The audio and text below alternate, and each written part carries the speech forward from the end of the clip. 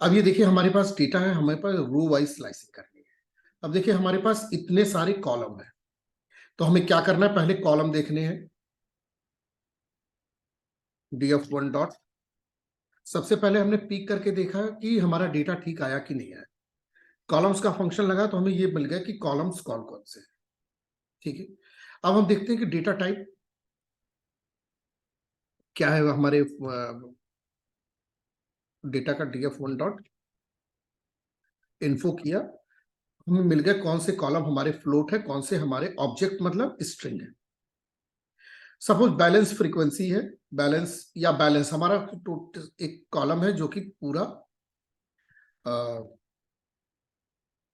पूरा ही फ्लोट में है, न्यूमेरिक।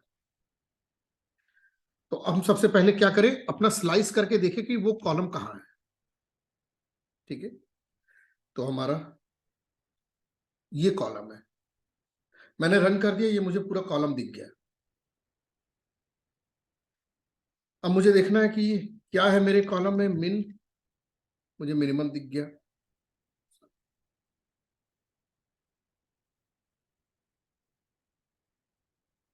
मिनिमम दिख गया। सिमिलरली इसी तरीके से हम मैक्स देख लेंगे।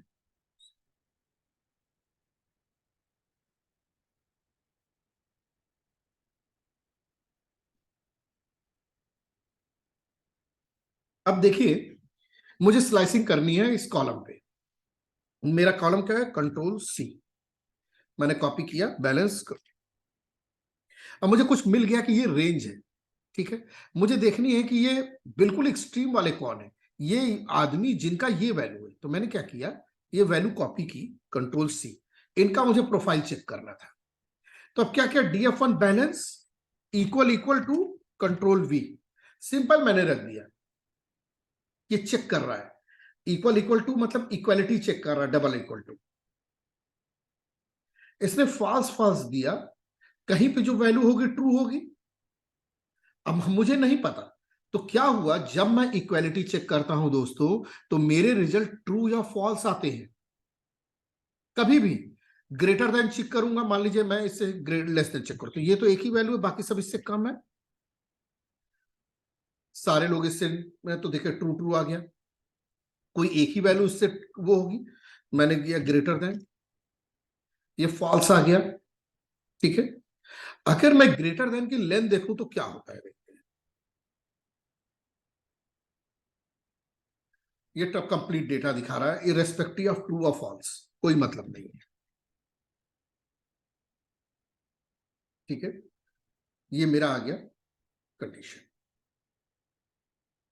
अब दोस्तों, अब मुझे अपना डेटा एग्जैक्टली चाहिए, तो क्या होगा, मुझे अपने डेटा में पास करना होगा, अपने डेटा फ्रेम में ट्रू या फॉल्स। हम देख चुके हैं कि ये क्या है, ट्रू या फॉल्स है। हम इक्वालिटी चेक करते हैं सपोज, तो हम क्या करेंगे, हम क्या कर रहे हैं, डेटा फ्रेम स्क्वायर ब्रैकेट मतलब स्लाइसिंग। ठीक है, स्क्वायर ब्रैकेट में कामा के पहले नंबर ऑफ रोज, कामा के बाद नंबर ऑफ कॉलम। बट जब हम केवल डेटा फ्रेम लिख रहे हैं तो दोनों चीजें एक साथ नहीं कर सकते। तो यहां पे क्या है, हमें एक लिस्ट पास करनी पड़ेगी सभी रोज के लिए। यानी 8950 रोज हैं, तो 8950 रोज के लिए ट्रू या फॉल्स पास करेंगे, और जिसके लिए ट्रू आएगा मुझे केवल उसका रिजल्ट ये स्लाइस करके देगा। तो देखिए मैंने 8950 इसको करने से क्या हुआ, ट्रू या फॉल्स आ गए। अब मैं इसको उठा के पास कर दूं इसके अंदर नंबर ऑफ रोज की जगह।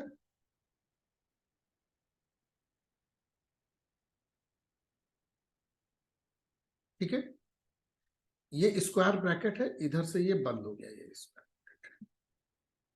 तो देखिए इसने क्या किया, जो ट्रू थी केवल वही रिजल्ट दिया। ट्रू क्या था, df1 डेटा फ्रेम में बैलेंस नाम के कॉलम में जब वैल्यू इक्वल टू दिस हो, तो इसने दिया कि ये कस्ट आईडी है, ये बैलेंस है, उसकी बैलेंस फ्रीक्वेंसी, उनकी परचेज इतनी है, और ये बैलेंस देखिए, ये बैलेंस इनका इतना है। तो क्या हुआ, हमने पर्टिकुलर वैल्यू के हिसाब से अपने डेटा को स्लाइस कर लिया।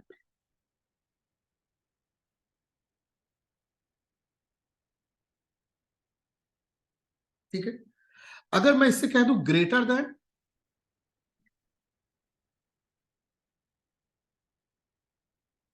ग्रेटर देन इक्वल्स टू, तो ग्रेटर देन इक्वल्स टू, इससे ज्यादा ये मैक्स था ही। अगर हम इसे कहते लेस देन, तो वो सारी वैल्यूज आ जाएंगी, क्योंकि इक्वल टू नहीं तो ये वाली कंडीशन फॉल्स हो गई। यानी कस्ट आईडी जो पहले था, देख लेते कौन सा कस्ट आईडी था।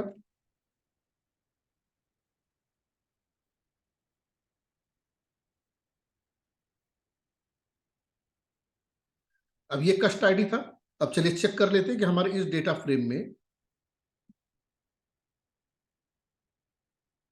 कस्ट आईडी ये है कि नहीं। ठीक है, तो अब ये मेरा डेटा फ्रेम है, मान लीजिए इसको मैंने नाम दे दिया df2।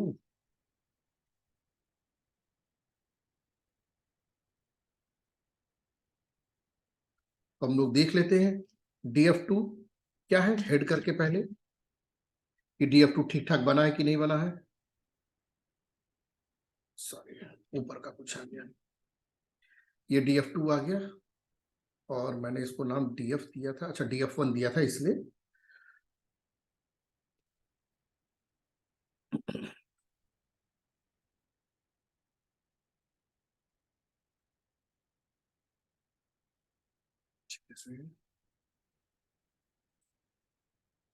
ठीक, अब हम लोग चेक कर रहे थे df2 स्लाइस कोट्स में कस्ट आईडी।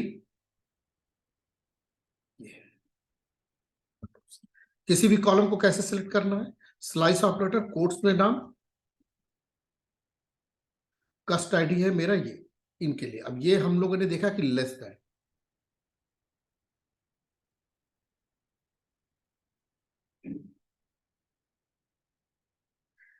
कह रहे name C1014 is not defined, sorry quotes में देना पड़ेगा।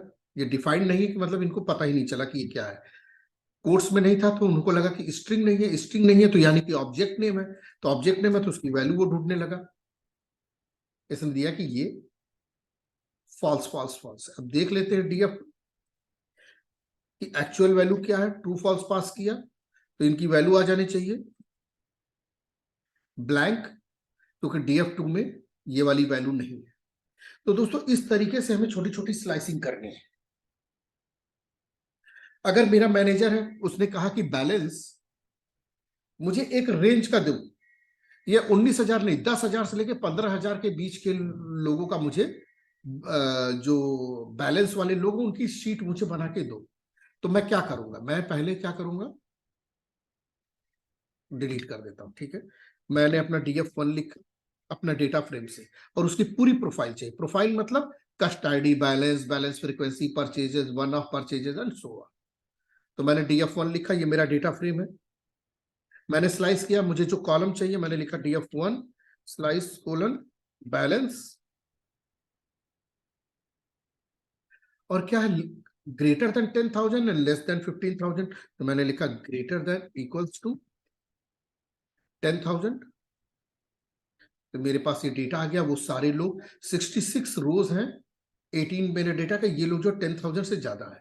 लेकिन मुझे क्या चाहिए at the same amount less than 15,000, तो मुझे दो कंडीशंस देनी पड़ेंगी। एक और कंडीशन,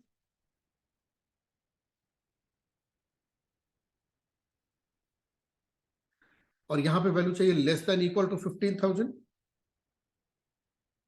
ये है लेस देन इक्वल टू 15,000। अब दो कंडीशंस को जब हम चेक करते हैं तो इन दोनों कंडीशन का, अब देखिए इसमें भी ट्रू फॉल्स आ सकता है, इसमें भी ट्रू फॉल्स आ सकता है।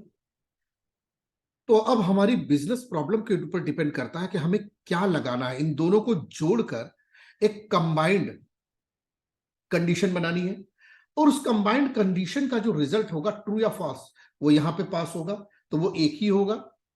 तो दोस्तों अगर मैं यहाँ पे आर कंडीशन लगाता हूं तो इन दोनों में से कोई भी एक कंडीशन ट्रू हो जाएगी, उसके लिए मेरा फाइनल रिजल्ट ट्रू मिलेगा, और यहां पे ट्रू पास होगा तो वो वाला कस्ट आईडी सेलेक्ट हो जाएगा।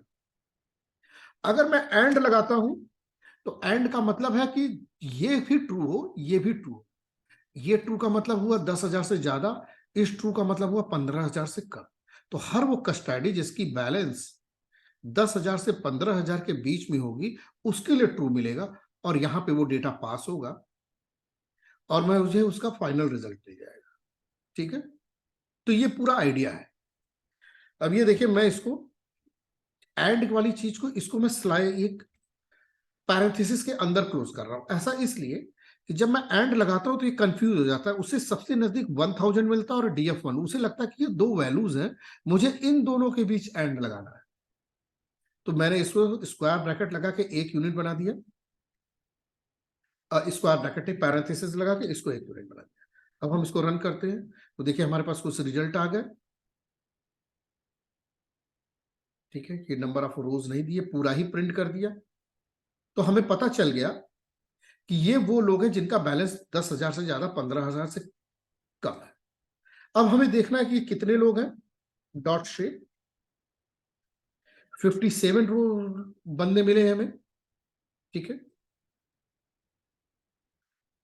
तो इस तरीके से हम लोग जज कर लेते हैं कि डेटा फ्रेम हमारा स्लाइसिंग कर लिया हम लोगों ने अपने हिसाब से। सपोज इसी में वो ये कह रहे हैं कि ऐसे लोगों का बैलेंस तो ये आपने दे दिया, ऐसे लोगों को सिलेक्ट करो जिनकी परचेजेस 100 से ज्यादा है। अब देखिए ये 57 लोग में बैलेंस तो, ये DF2 है शायद, इसको कट कर देता हूं। ठीक है, कंफ्यूज। हम लोग देख लेते हैं कि इसको भी डॉट हेड कर लेते हैं। अब देखिए मैं डायरेक्ट इस पूरे कोड के ऊपर हेड क्यों लगा पा रहा हूं, क्योंकि जब भी हम पांडास या नमपाई किसी भी पैकेज का यूज करके डेटा पे कोई भी काम कर रहे हैं तो थंब रूल क्या है, अगर मैं पांडास का यूज कर रहा हूं तो इसका रिजल्ट भी एक डेटा फ्रेम है। So overall it is a data frame. इसको मैं सेव कर लूं किसी नाम में, ऑब्जेक्ट नेम में, फिर यूज करूं। सिमिलरली नमपाई के साथ है, जब नमपाई में काम कर रहे हैं तो उसका रिजल्ट भी नमपाई है। प्रैक्टिस बस देखना है तो बस यहीं पे लगा लिया। तो ये देखिए कुछ ऐसा क्या परचेजेस आ गए। देखिए कुछ ऐसे भी लोग हैं जिनका बैलेंस 15,000 है लेकिन परचेजेस 0 है। तो अब मेरे बॉस ने कहा कि देखो हाई बैलेंसेस तो हैं लेकिन परचेज ही नहीं कर रहे हैं, ये हमारे लिए बहुत नुकसान की बात है। तो उन लोग की लिस्ट निकालो, हम उनके लिए कुछ ऑफर बनाएंगे। तो मैंने इसमें कंडीशन डाला। फिर मेरा एंड जो ऑपरेटर है कंफ्यूज ना हो जाए, अपने पड़ोसी के बीच में लगाने लगे, तो मैं इसको एक स्लाइस ऑपरेटर में डाल दिया और मैंने लिखा DF1 और ये परचेजेस उठा लिया।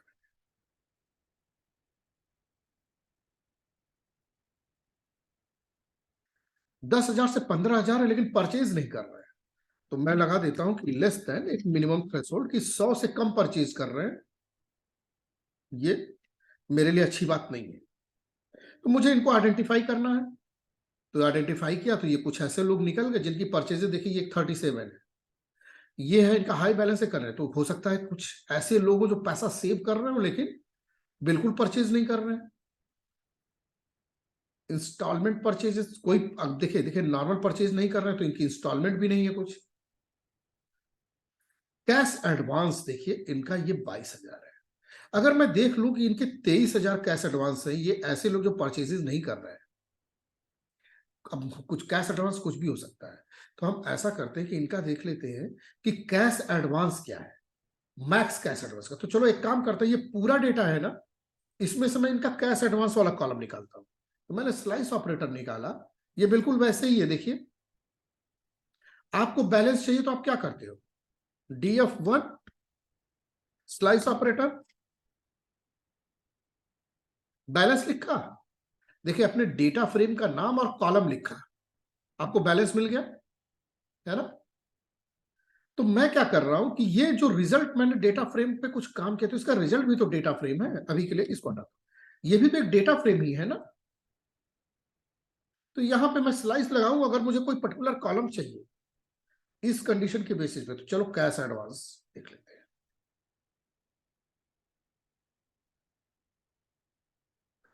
अब मैं रखता हूं तो क्या हुआ, ये कैश एडवांस वाला कॉलम आ गया। अब मैं देख लेता हूं कि कैश एडवांस इन लोगों के, जो लोग 10 से 15,000 परचेज बिल्कुल नहीं कर रहे, इनका कैश एडवांस का मिनिमम क्या है।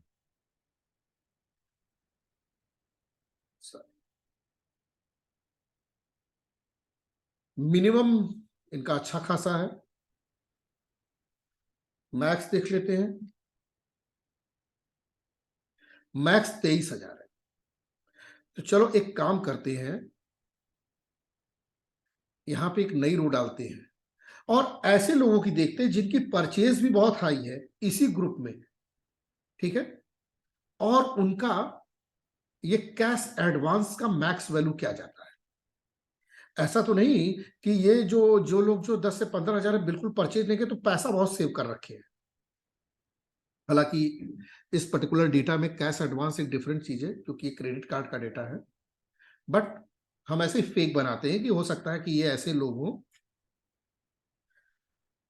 बहुत परचेजेस करते हैं तो इनके पास current at the moment bank में पैसा ही ना हो, है ना। तो चलिए 10 से 15 हजार purchases less than 100 and sorry purchases इनकी ज्यादा कर देता हूं, ऐसे लोग जिनकी परचेजेस 3,000 से ज्यादा है, या एक काम करते परचेजेस का भी देख ही लेते हैं, परचेजेस की मैक्सिमम और मिनिमम वैल्यू क्या है, उसके हिसाब से थ्रेशोल्ड बनाएंगे। 49,030, तो ऐसा करते हैं कि मैक्स परचेज रखते हैं 40,000 या 30,000 रख लेते, ठीक है। तो बैलेंस 10 से 15,000 के बीच में purchases is greater than equals to 30,000 से ज्यादा परचेजेस कर रहा है।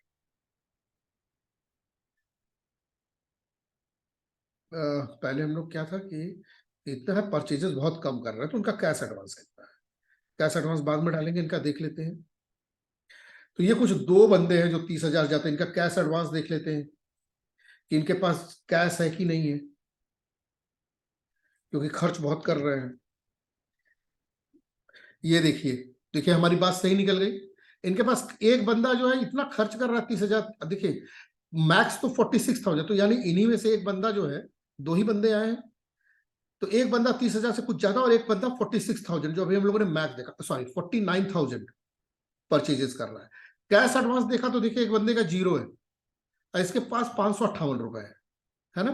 तो क्लियर हो गया, हमें हमारा जो एक थ्योरेटिकल सोसाइटी से गेन किया हुआ आइडिया था वो डेवलप हो गया आइडिया। तो ये हमारे लिए बहुत शॉपिंग करते हैं, तो हम चूंकि क्रेडिट कार्ड कंपनी, तो हम ये अच्छा ही है हमारे लिए, ये अच्छी पर ज्यादा से ज्यादा परचेजेस कर रहे हैं। कैश नहीं है, कैश नहीं है लेकिन उनके घर में सामान है, और ये जो है इनके पास क्या है कि ये परचेज नहीं कर रहे तो इनके पास कैश बहुत ज्यादा है। तो इस तरीके से दोस्तों हम स्लाइसिंग करते हैं, बहुत सारी चीजें निकालते हैं। आपको जब रिजल्ट निकालना है तो आप इसको क्या करोगे, कैश एडवांस को हटा देते, तो ये मेरा पूरा प्रोफाइल आ गया। इस बंदे का परचेजेस कितनी है, ये देखिए बहुत ज्यादा परचेज, इनकी 41,000, इनकी 49,000, बैलेंस देखिए 13,000 है, इनका 11,000 है, और कैश एडवांस इनका जीरो है। और जो बहुत ज्यादा खर्च करते हैं उनके पास तो बेचारे 558 रुपए भी है, इनके पास तो 0 रुपए है कैश। तो इस तरीके से स्लाइसिंग करते हैं। और एक सेकंड देख लेते हैं क्या, और इसको आप एक्सेल में राइट कर दीजिए, इसको एक नाम दे दीजिए कि ये वो बंदे हैं जो हमारे लिए बड़े हाई कस्टमर हैं। तो अब हम इन लोग को क्या करें, इन लोग को और premium credit cards free of cost दे दें, और इनकी महीने, इनकी साल की जो क्या बोलते हैं, थोड़ा सा इसको बैंड को हम लोग कम कर देंगे तो ज्यादा लोग आ जाएंगे, तो हम लोग 20,000 कर देते हैं। ये कुछ बहुत ही हाई शॉपर्स हैं तो 10,000 कर देते हैं। तो ये हो गया, ये हमारे लिए हाई शॉपर लोग हैं, तो हम इनको जो है एक तो क्रेडिट कार्ड फ्री करते प्लस और प्रीमियम क्रेडिट कार्ड देते जो और ऑफर लोड करता हो, जो एक सीड की तरह काम करेगा कि ये और शॉपिंग करे। मतलब जो इनके पास 558 रुपए बचे हैं वो भी क्यों बचे रहे, उसको भी निकाल के वो खर्च कर दे। तो ये हमारा पूरा पर्पज है। और ये जो है 100 वाले, अब ये क्या है, ये नहीं शॉपिंग कर रहे हैं, तो इनको भी हमें कुछ ऐसा ऑफर देना पड़ेगा एकदम ल्यूर, कि देखो हम क्रेडिट कार्ड तो तुम्हें दे ही रहे हैं, फ्री ही देंगे हैं, और जितना उनको उनसे ज्यादा आपको बेनिफिट देंगे कि आप पहले उस डोमेन में आइए, अपनी आदत बनाइए खर्च करने की, फिर धीरे धीरे धीरे हम आपको और ऑफर देके आपको लेते आएंगे। तो ये दोस्तों होता है चर्न आउट, कि ऐसा ना हो कि ये क्रेडिट कार्ड लेके बैठ गए चर्न आउट कर जाए, एट्रिशन रेट। तो इस तरीके से हम लोग मैनेज करते हैं ऑफर्स देके। दुनिया भर का ऑफर देने के लिए भी एक तरीका होना चाहिए, एक स्केल होनी चाहिए, है ना। तो ये है हमारी स्लाइसिंग। और रो वाइज स्लाइसिंग के लिए ये मैंने बताया था कि देखिए ये मेरा df1 डॉट हेड, ये मेरा डेटा है। अब मुझे रो और कॉलम दोनों स्लाइसिंग करनी है, तो हमारे पास दो फंक्शन है, df lock, df1 dot LOC। अब इसमें क्या है, सॉरी स्क्वायर ब्रैकेट्स लगेगा, कॉमा, कॉमा के पहले दोस्तों नंबर ऑफ रोज, कॉमा के बाद नंबर ऑफ कॉलम्स। LOC है तो यहां पे क्या करना होगा, एग्जैक्ट जैसे इसके लेबल्स है, कॉलम के लेबल है cust ID, balance, balance frequency, purchases, तो हमें भी यहाँ पे same as it is name pass करना होगा। और रो वाइज 0 1 2 3 है तो 0 1 2 3, तो सपोज मुझे रोज चाहिए 0 से लेके 10 तक, और कॉलम चाहिए ये बैलेंस फ्रीक्वेंसी एंड बैलेंस। एक से ज्यादा कॉलम पास करने के लिए हम लिस्ट में पास करते हैं,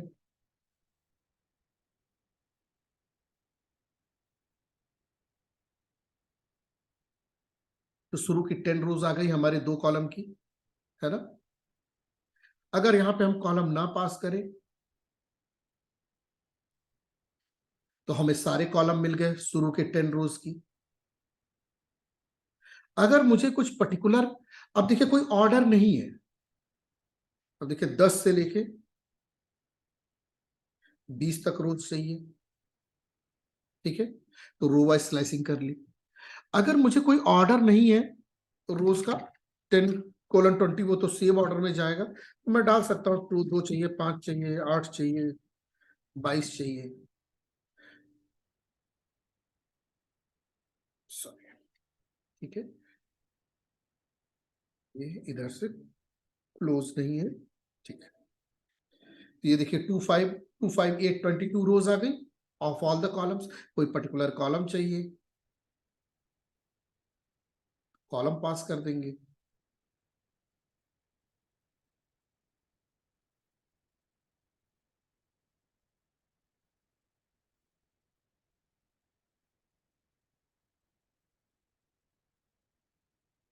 तो इस तरीके से अब जो भी पीस आ गया आप इसको एक्सेल में .to_CSV कर दीजिए, एक नया फाइल का नाम दे दीजिए, एक्सेल में राइट करके, एक फाइल देके एक्सेल में राइट करके मैनेजर को भेज दीजिए। तो ये हमारा पूरा प्रोसेस है कि आई होप क्वेश्चन का आंसर मिल गया होगा। अगर और कोई चीज है तो पूछिए, मैं बताता हूं, उसके बाद फिर हम लोग आगे बढ़ेंगे। सिमिलरली ILOC भी है, df1 डॉट ILOC। ILOC में क्या है, इंटीजर बेस, प्रोसेस सेम है, कॉमा के पहले नंबर ऑफ रोज, कॉमा के बाद नंबर ऑफ कॉलम्स। रोज में अब क्या है कि हमारे डेटा फ्रेम के ना बैकएंड में जो भी कॉलम्स है या रोज है, लेवल कुछ भी हो, बैकएंड में हमारे रोज और कॉलम की इंडेक्सिंग होती है, जो पाइथन की basic indexing 0 1 2 3 and so on. Similarly row wise 0 1 2 3 and so on. तो अब ILOC का मतलब है इंटीजर, तो यहां पे हमें कॉलम इंटीजर के फॉर्म में पास करना, सपोज 0:10,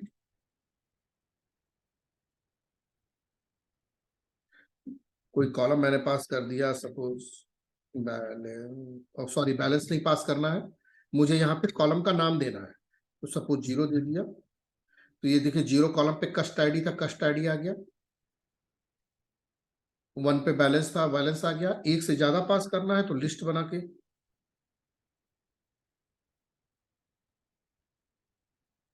कस्ट आईडी और बैलेंस आ गया, ठीक है।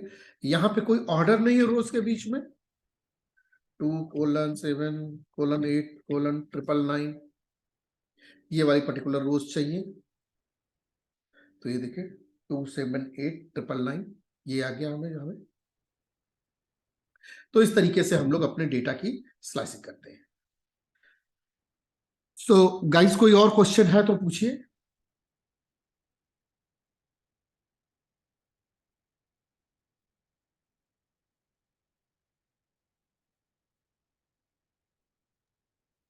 क्लियर है स्लाइसिंग।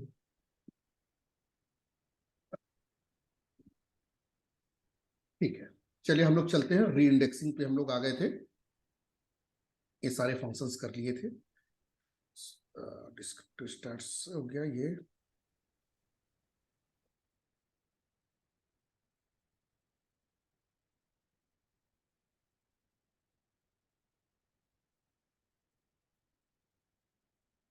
ठीक है, देखिए ये भी इंडेक्सिंग के तरीके हैं, लेकिन हम लोग इतना यूज नहीं करते। जब फंडामेंटल चीजें आ रही हैं और फटाफट हमें हमारा काम हो जा रहा है तो हमें कोई जरूरत नहीं है, बट देख लेते हैं।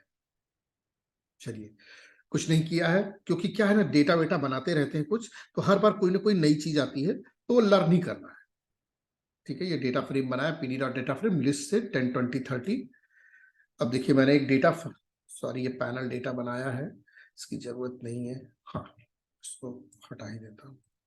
चलिए, अब देखिए दोस्तों मैं एक डेटा बना रहा हूँ, ठीक है, और री इंडेक्स नाम का फंक्शन है। देखिए डेटा पांडास में री इंडेक्स, री इंडेक्स में क्या है, आप इसमें हाइपर पैरामीटर्स है, पैरेंथेसिस के अंदर जो भी फंक्शन है कस्टमाइजेबल, उसको हम हाइपर पैरामीटर बोलते हैं। तो जब भी मैं हाइपर पैरामीटर बोलूं तो आप समझ जाइएगा। इंडेक्स में आपको बता देना है कौन सी रोज चाहिए, कॉलम्स नाम का हाइपर से कॉलम नेम बताना है, सिंपल। फंक्शन का नाम है री इंडेक्स, यानी कि ये सिर्फ इंडेक्स ही नहीं खोज रहा है दोस्तों, री इंडेक्स भी कर रहा है, यानी कि जो पुराने डेटा का इंडेक्स है उसके ऊपर हम दूसरी री इंडेक्स, अपनी इंडेक्स भी चढ़ा सकते हैं। ठीक है, तो चलिए अब देखिए मैं यहां पे डेटा फ्रेम बना रहा हूं, स्प्लिट कर लेता हूं, पीडी डॉट डेटा फ्रेम, इसके अंदर एक डिक्शनरी पास किया, तो डिक्शनरी यहीं पे लिख दी है, कर्ली ब्रेसेस मतलब डिक्शनरी की वैल्यू, की ए है एक्स, तो ये क्या होगा, सारी कीज जो है कॉलम नेम बन जाएंगी। अब देखिए ए में मैंने डेटा डाला PD dot date underscore range, date underscore range क्या फंक्शन है, ये डेट जनरेट करेगा। जैसे रेंज फंक्शन है, कोई वैल्यू दो तो वो सीक्वेंशियल एक एक के डिफरेंस पर नंबर जनरेट करता है, डेट रेंज का डेट जनरेट करेंगे। प्रोसेस वही है, स्टार्ट और स्टॉप बताना होगा, तो मैंने स्टार्ट बताया 2016 जनवरी एंड 01। यहां पे स्टॉप बताने की जगह मैंने बता दिया कि पीरियड्स कितने आगे तक जाना है, तो मैंने कहा एन। अब एन क्या है, तो यहां देखिए शुरू में ही लिख दिया है एन इज इक्वल टू 20, मतलब मैं डेटा फ्रेम बना रहा हूं जिसमें 20 रोज है, सबको एन इज इक्वल टू 20 कर दूंगा। जब मैं डेट को सिक्वेंशियली बढ़ा रहा हूं 20 पीरियड्स तक, तो यहां मुझे बताना होगा कि फ्रीक्वेंसी कितने फ्रीक्वेंसी पे जाएगा, तो मैंने freq is equal to capital D लिख दिया। कैपिटल डी मतलब डे वाइज, कैपिटल एम मतलब free wise, month wise, capital Y मतलब ईयर वाइज। ठीक है, तो आपको जब भी रन करना हो, जैसे सपोज मैं रन कर रहा, आपको देखना है तो आप इसके डॉक्यूमेंटेशन में यहां जाके शिफ्ट टैप कर सकते हैं, तो यहां पे आपको मिल जाएगा frequency by default D, frequency string can be have like 5h यानी 5 घंटे का, see reference year time series dot offset aliases, यहां पे आपको जाना है तो आप और कितने एलियासेस यूज कर सकते हैं, कितनी कितनी फ्रीक्वेंसीज, कितने कितने इंटरवल पे डेट्स जनरेट कर सकते हैं, आपको मिल जाएगा ऑप्शन। एमपी डॉट लीन स्पेस, लीन स्पेस मतलब लीनियर स्पेस पे, स्टार्ट 0 स्टॉप n-1 यानी 19 तक, क्योंकि 0 से स्टार्ट हो रहा है तो 19 तक 20 वैल्यूज मिल जाएंगी। Num is equal to capital N यानी टोटल 20। वाई की है NP dot random dot rand, इसमें डाल दिया कैपिटल एन, तो रैंडम डॉट रैंड क्या करता है, 0 से 1 के बीच वैल्यू क्रिएट करेगा, जनरेट करेगा। n20 यानी 20 वैल्यूज जनरेट करेगा। np dot random dot choice, देखिए ये वाला फंक्शन दोस्तों अभी तक में नया है। चॉइस क्या है, ये देखिए यहां पे एक लिस्ट पास की, लो मीडियम हाई, तो क्या करेगा, रैंडमली एक सेलेक्ट करेगा, कॉमा n यानी 20, तो हर बार रैंडमली इन तीनों में से एक सेलेक्ट करेगा, टोटल 20 टाइम्स, तो रैंडम सिलेक्शन हो गया इन तीनों में से, ये भी एक में फंक्शन है। np dot random dot normal, तो नॉर्मल डिस्ट्रीब्यूशन का जो बेल कर्व है, बेल कर्व के ऊपर पड़ने वाली वैल्यूज देगा। तो यहां देखिए मैंने बोला पहली वैल्यूज क्या है, ये मीन बताता है, ये स्टैंडर्ड डेविएशन, तो इस मीन और स्टैंडर्ड के साइज n यानी कि टोटल 20। ठीक, बाद में इसको डॉट टू लिस्ट किया, जिसकी कोई खास जरूरत नहीं, क्योंकि रिजल्ट इसका नंपाई है तो ऑलरेडी नंपाई का एरे ही मिलेगा। रन कर दिया तो ये देखिए ये मुझे डेटा फ्रेम मिल गया दोस्तों, ये डेट जनरेट हो गई, 1 2 डे वाइज था, तो 3 4 5 6 7 8 9 ऐसा 20 था, एक्स है, वाई है, सी है और ये डी है, नॉर्मल डिस्ट्रीब्यूशन के उस पर पढ़ने वाले। अब देखिए इसी डेटा फ्रेम का नाम डीएफ है, इस पे मैं री इंडेक्स कर रहा हूं। इंडेक्स हाइपर पैरामीटर में मैंने डाल दिया 0 to 5 rows, column A C B. अब देखिए दोस्तों बड़ी मजेदार चीज है, डीएफ री इंडेक्स, इसको यहाँ पे सिलेक्ट कर लेते हैं। देखिए मेरे पूरे कॉलम में ए है, सी है, बी नहीं है, ठीक है। तो मैंने कॉलम में फिर भी ए सी बी डाल दिया। तो री इंडेक्सिंग का मतलब फंक्शन क्या है कि ये आपके पूरे डेटा फ्रेम को री इंडेक्स कर देगा अकॉर्डिंग टू दीज वैल्यूज। तो आपकी रो वाइज जाएगा, इंडेक्स 0 to 5 लेगा, कॉलम वाइज जाएगा ए सी बी लेगा, यानी कि इस फॉर्मेट में री इंडेक्स करेगा। यानी कि ये फॉर्मेट ये बनाएगा, पहले ही ये फॉर्मेट बना लिया दोस्तों, और उसका मैचिंग डेटा खोजेगा। तो देखिए एक तरीके से एक रिवर्स ऑर्डर हो गया, यानी मैं ये इस फ्रेम का डेटा बना रहा हूं, यानी रो वाइज 0 to 5, और कॉलम क्या है, ए सी बी। ये इसने री इंडेक्स करके बना लिया एक इंडेक्सिंग, पहले ये बनाया और अब जाके यहां पे आपके डीएफ में से डेटा सर्च करेगा। 0 रो लाएगा, ए के साथ मैचिंग, सी के साथ मैचिंग, बी के साथ मैचिंग। बी कॉलम है नहीं तो एन डाल देगा। सिमिलरली इसका ए और सी के साथ मैचिंग, बी नहीं मिलेगा तो एन डाल देगा। यानी ये बनाएगा ही बनाएगा ये वाला जो आप इंडेक्स दोगे, और इसीलिए इसका नाम फंक्शन का री इंडेक्स है, ठीक है। चलिए तो चलिए हम लोग इसको रन करते हैं। री इंडेक्स किया तो मैंने इसको नाम दिया डीएफ अंडरस्कोर री इंडेक्स, जस्ट नाम है। इस डीएफ अंडरस्कोर री इंडेक्स को, इसको इतनी जरूरत नहीं है, कंट्रोल एक्स कर देते हैं, क्योंकि ये देखिए ये आपके पास रिजल्ट आ गया दोस्तों। 0 to बी नाम का कॉलम ही नहीं था, लेकिन इसने पहले ढांचा बनाया और उसके हिसाब से डेटा सेलेक्ट किया। बी नहीं था तो एन दे दिया। डीएफ अंडरस्कोर री, इसको डीएफ न्यू डेटा फ्रेम बनाया है हमने, और सॉरी बनाने की जरूरत नहीं। Here B is giving N because there is no such column, so no values. फिर ये एक्सप्लेन किया दोस्तों कि np.random.choice से कैसे वैल्यूज आ रही हैं, इसकी भी जरूरत नहीं है, ठीक है। बस सीधा सा आ गया मीडियम रैंडमली, जितनी बार रन करेंगे ये देख रहे वैल्यूज चेंज हो रही है। हम लोगों ने डीएफ कॉल किया, मेरा ओरिजिनल डेटा आ गया। Re index to align with other object, दूसरे ऑब्जेक्ट के साथ, हालांकि इसकी जरूरत है, मुझे पता नहीं क्यों ऐसा लग रहा है कि मैं ये चीजें ना कराऊं, क्योंकि अननेसेसरी कंफ्यूजन क्रिएट होगा। बताइए आप लोग, जैसा आप लोग बताइए।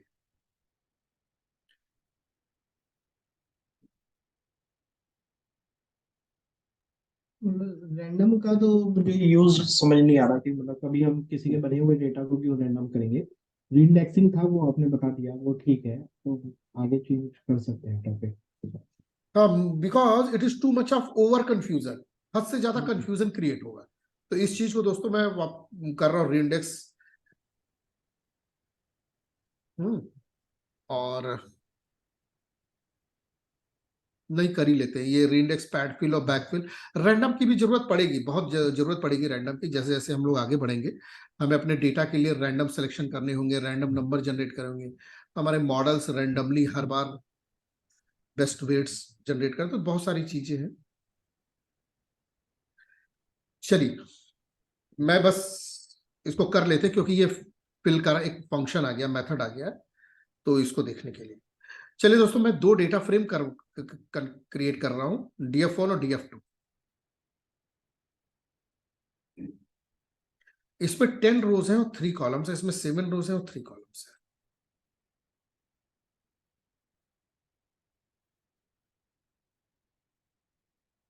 ये देखिए 10 रोज एंड 3 कॉलम्स, ये है 7 रोज और 3 कॉलम्स। मैंने क्या किया, बस एक डेटा, ये वाला फंक्शन आप ये समझ के चलिए, ज्यादा कंफ्यूज नहीं होना है, ये समझ के चलिए कि बस बस हम इसलिए कर रहे हैं ताकि मुझे कुछ मिसिंग वैल्यूज इसमें जनरेट करनी, फिर मिसिंग वैल्यू को फिल करने का तरीका सीखेंगे, ठीक है। तो मैंने क्या किया, देखिए आपको मैंने बताया था कि जब मैं री इंडेक्स फंक्शन यूज कर रहा हूं तो क्या कर रहा है, पहले वो ढांचा बना ले रहा है, फिर डेटा उठा के रख रहा है, और कहीं डेटा नहीं मिल रहा तो उसे कोई मतलब नहीं, वो एन डाल दे रहा है। तो अब देखिए ये मेरा डीएफ1 क्या है, 10 रोज और 10 कॉलम्स है। मैंने डीएफ1 को उठाया, डॉट री इंडेक्स अंडरस्कोर लाइक, यानी इसके जैसा री इंडेक्स कर रहा हूं। तो री इंडेक्स में क्या होगा दोस्तों, इसका ढांचा क्या है, 10 रोज है, 3 कॉलम है, ये तो 0 1 to 9 और कॉल 1 कॉल 2 कॉल 3 उठाएगा ही उठाएगा, तो इसने उठा लिया दोस्तों। लाइक DF2, और अब उसमें क्या करेंगे हम लोग, DF1 एक सेकंड देख लेते हैं, DF2 किया, इसको नाम दिया DF1, तो हम लोग उल्टा कर देते हैं। ये क्या किया इसने, DF1 को रिंडेक्स है DF2, यानी DF2 का ढांचा उठाया और DF1 उसमें डाल दिया। तो इसमें 7 रोज है और 3 कॉलम है, तो इसमें 7 रोज और 3 कॉलम है, तो शुरू की 7 रोज आ गई 1 2 5 7 7 तक।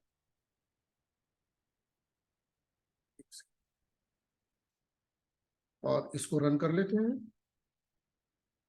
ये कॉल 1 है 0 1 2 3 6, तो इसमें 6 है 1.55 1.5706 तो ये देखिए 1.5706 तक का डेटा आ गया। ठीक है, अगर मैं इसी का उल्टा कर दूं, यानी DF2 यानी DF2 को जिसकी 2 रोज एंड 3 कॉलम्स है, और DF1 के हिसाब से रिंडेक्स करना जिसमें 6 रोज एंड 3 कॉलम्स है, तो 6 रोज और 3 कॉलम का ढांचा लेगा और DF2 को डालेगा, और जहां नहीं वैल्यू मिलेगी वहां पे NN फिल कर देगा, है ना।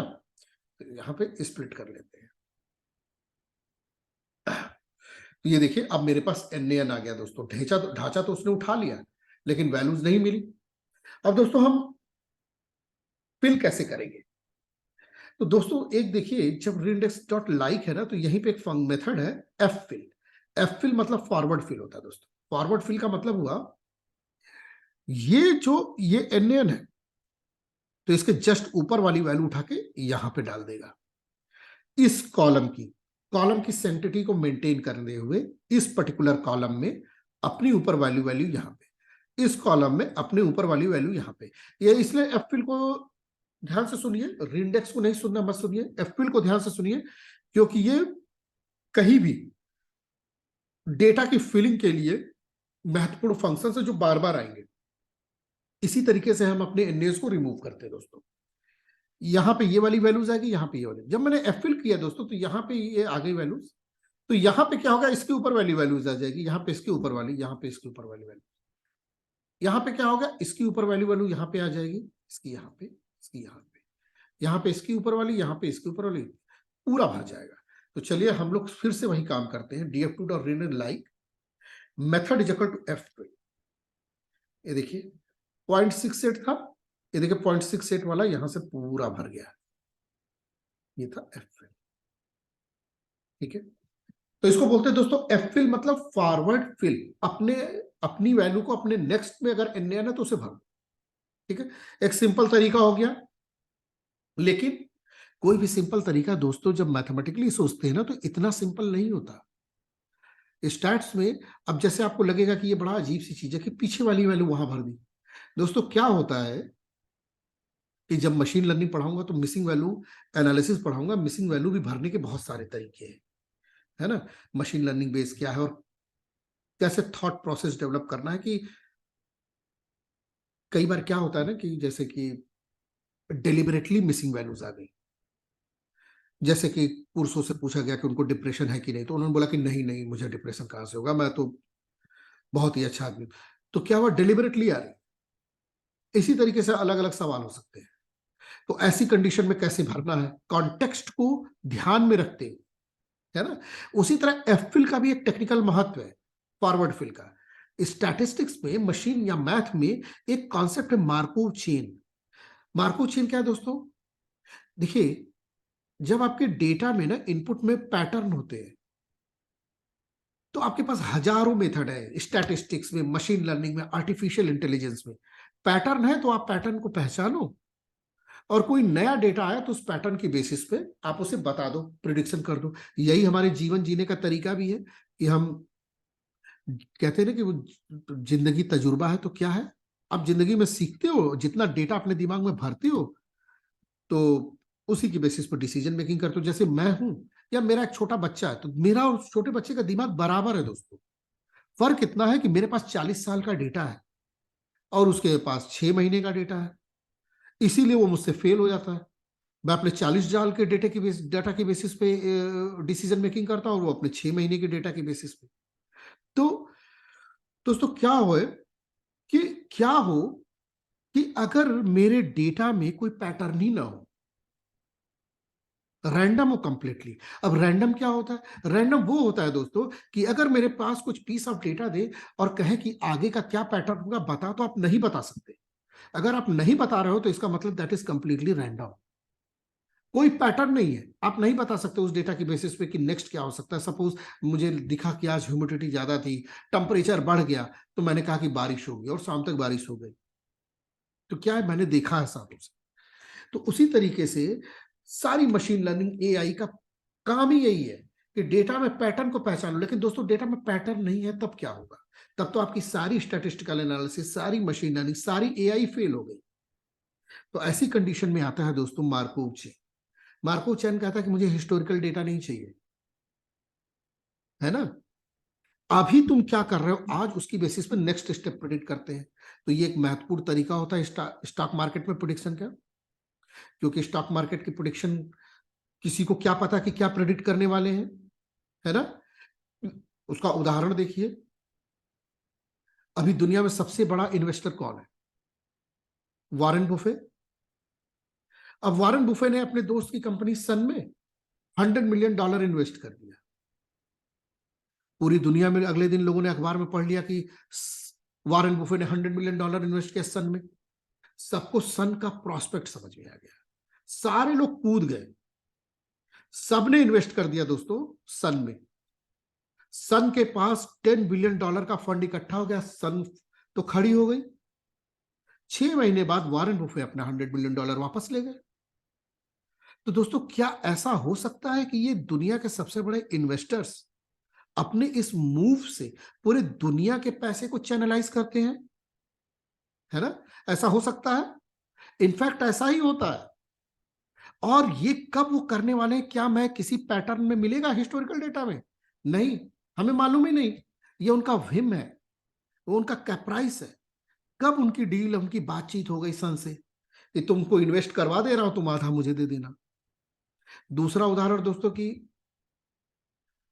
जब कोल इंडिया लिमिटेड का डिसइन्वेस्टमेंट हो रहा था, तो प्रणब मुखर्जी फिनांस मिनिस्टर थे। उन्होंने क्या किया कि जब तक उसका आईपीओ आने वाला था, जब तक उसका आईपीओ सुबह आया और शाम को 6 बजे तक बंद नहीं हुआ दोस्तों, सेंसेक्स मार्केट रोज रैली कर रहा था, अपवर्ड एंड रैली करता चला जा रहा था। जिस दिन शाम को आईपीओ शुरू हुआ, 6 बजे आईपीओ बंद हुआ, 15,000 करोड़ अंदर आ गए, शाम को सेंसेक्स धड़ाम हो गया। तो क्या फेक तरीके से सेंसेक्स को बढ़ाया जा रहा था लोगों का मोटिवेशन मेंटेन रखने के लिए? तो दोस्तों ऐसा ही होता है, जब तक आप चुनाव होने वाला है, जब तक अंतिम डिस्ट्रिक्ट में अंतिम वोट नहीं पड़ जाता, आप देखोगे सेंसेक्स ऊपर भाग रहा है। और जिस दिन अंतिम वोट कास्ट हुआ, सेंसेक्स धड़ाम से गिर गया। तो लोगों के माइंडसेट को चैनलाइज किया जाता है इस तरह के मूवमेंट्स के द्वारा। तो ये कोई पैटर्न नहीं है, आप नहीं जान पाओगे कि कब वॉरेन बुफे क्या डिसीजन मेकिंग कर रहे हैं, उनके मन में क्या चल रहा है, पैटर्न नहीं है। तो ये वार्को चेन आता है कि हिस्टोरिकल डेटा पे नहीं, अभी जो स्टेप है उसकी बेसिस पर नेक्स्ट स्टेप को प्रेडिक्ट करो। इसको दूसरे सिंपल वर्डों में ड्रंकर्ड मोशन बोलते हैं। तो एफिल को स्टैटिस्टिकली देखें, it is a drunkard motion दोस्तों, मार्को चेन है। मैं पूरे डेटा का, पूरे कॉलम का एवरेज नहीं ले रहा हूं, पूरे कॉलम का एवरेज लेके भी भर सकता था, पूरे कॉलम का मीडियन लेके भर सकता था, मोड लेके भर सकता था। मैंने क्या किया, एफिल किया, जस्ट नजदीक वाला डेटा भर दिया, है ना। तो ये कहां से प्रेरित हो सकता है? It is a kind of Marco chain, यानी हिस्टोरिकल डेटा पे नहीं, लास्ट स्टेप से नेक्स्ट स्टेप को प्रेडिक्ट। तो ये सब तरीके हैं, एक कॉम्प्लिकेटेड कॉम्प्लेक्स थियरीज है सबके पीछे, है ना। तो ये धीरे धीरे धीरे धीरे जैसे जैसे आगे बढ़ेंगे, ये चीजें हम लोग को समझ में आती जाएगी। तो इसी तरीके से दोस्तों, जैसे एफिल है उसी तरह बैकफिल है। अब देखिए DF1 मेथड, एफिल लिमिट 1 कर दिया तो केवल एक बार भरेगा। ये देखिए डेटा सेम क्रिएट किया, ये एक बार रिपीट हुआ, ठीक है। इसी तरीके से आपको दिखा देता हूं कि शिफ्ट टैब किया मैंने,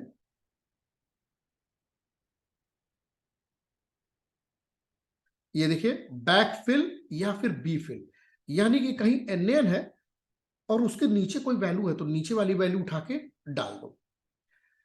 पैड फंक्शन है या एफिल, दोनों में से कुछ भी डाल दीजिए, ऊपर वाला नीचे। अगर दोस्तों आपको कुछ नहीं समझ में आ रहा ऊपर नीचे, तो नियरेस्ट, दोनों में जो नियरेस्ट है वो डाल। ठीक है, आप लोग को कोई भी सवाल पूछना होगा तो पूछते जाइएगा, है ना। चलिए, रीनेम। अब मुझे कॉलम के नेम रीनेम करने हैं या इंडेक्सेस के नेम रीनेम करने हैं। तो देखिए, ये मैंने एक डेटा फ्रेम बनाया, कॉलम को नया नाम देना है, बन चुका है ना। तो ये देखिए, मैंने एक डेटा फ्रेम तैयार किया, कॉल1, कॉल2, कॉल3। अब देखिए, df1 डॉट रीनेम किया। रीनेम फंक्शन के अंदर दोस्तों दो चीजें, एक हाइपर पैरामीटर है कॉलम्स और एक हाइपर पैरामीटर है इंडेक्स। अगर आपको कॉलम के नेम चेंज करने हैं तो कॉलम वाला हाइपर पैरामीटर लिखिए इक्वल टू, और ये एक डिक्शनरी बना के आपको पास करना है। डिक्शनरी में क्या है, की वैल्यू, तो जिसको चेंज करना है उसको की में डालिए। की क्या, कॉल1 कोलन C1, मैं कॉल1 को C1 लिखना चाहता हूं, कॉल2 को C2, तो की वैल्यू की को मैप कर रहे हो आप एक तरीके से, तो ये नई वैल्यू रिप्लेस हो जाएगी। सिमिलरली इंडेक्स है 0 1 2 3 5, तो इंडेक्स इक्वल टू मैंने फिर से डिक्शनरी पास किया, 0 कोलन एप्पल, 1 कोलन बनाना, 2 कोलन ड्यूरियन। जहां 0 है इंडेक्सेस में वहां एप्पल डालिए, जहां 1 है बनाना डालिए, जहां 2 है ड्यूरियन। तो ये दोस्तों एक सिंपल तरीका, ये बड़ा महत्वपूर्ण है। कई बार हमेशा ऐसा था कॉलम के नेम बदलने हैं, है ना। तो ये फंक्शन है, रीनेम कर सकते हैं कॉलम को, साथ ही साथ इंडेक्स भी कर सकते हैं। अगर इंडेक्स नहीं करना है तो ये वाला हिस्सा डिलीट कर दीजिए। ठीक है, इसको हमने रन किया तो देखिए, apple banana durian C1 C2 दोनों कॉलम के नेम चेंज हो गए। ठीक है, कोई भी चीज दोस्तों पूछना हो तो तुरंत पूछ लीजिएगा, रिपीट करवाना तो रिपीट करवा लीजिएगा। ठीक है, अब आइए हम लोग सिंपल सा, हालांकि हम लोग बहुत कुछ कर चुके हैं, ये बहुत पहले का बनाया हुआ है, तो ये सिंपल प्रोजेक्ट अब हम सबके लिए सिंपल हो चुका होगा शायद, लेकिन फिर भी करते हैं, प्रैक्टिस इज एवरीथिंग। तो simple project data analysis on iris data set. Iris बड़ा फेमस डेटा है दोस्तों। अब ये डेटा आपको कहीं भी मिल जाएगा ऑनलाइन, नहीं ऑनलाइन लेना चाहते तो देखिए, एक पाई डेटा सेट नाम का पैकेज है, इंस्टॉल कर लीजिए। तो ये कुछ 800-900 डेटा सेट इंस्टॉल कर देता है आपके इसमें, और आप इसको प्रैक्टिस के लिए यूज कर सकते हैं। तो देखिए, पिप इंस्टॉल पाई डेटा सेट आप कर सकते हैं। जब आपने इंस्टॉल हो गया तो from pi data set import data. अगर आपको देखना है कि क्या क्या डेटा है, तो data as a function call किया, तो ये देखिए, ये आ गया। देखिए, एयर पैसेंजर डेटा सेट का आईडी है, नाम है, ये उसका explanation, monthly airline passenger number इतना, BJ sales, sales data with leading indicator, BOD biochemical oxygen demand and so on. देखिए 757 रोज है, यानी 757 डेटा सेट ये हमको दे रहा है प्रैक्टिस करने के लिए। एंड इन फैक्ट दोस्तों, ये कंप्लीट डेटा नहीं है, ये मंथली एयरलाइन पैसेंजर का, ये छोटे छोटे पीसेस में यहां दिया हुआ है। ठीक है, अब मुझे डेटा चाहिए, तो ये डेटा वाला फंक्शन जो है मैं उठाता हूं, और यहां से जो भी डेटा चाहिए उसका नाम ये कॉपी पेस्ट कर देना। सपोज मुझे एयर पैसेंजर डेटा चाहिए, तो मैंने लिखा